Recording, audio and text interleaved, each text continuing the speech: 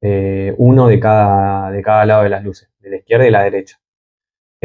Así que nada, vamos a utilizar este circuito y después les voy a mostrar cómo queda funcionando. Bueno, acá vemos las conexiones que están en el fusible, una por cada luz, el relé. Mucho no se nota que está hecho la modificación y acá están las luces funcionando. Ya hace 10 minutos que está el auto en marcha, así que quedó bien. Abrazo.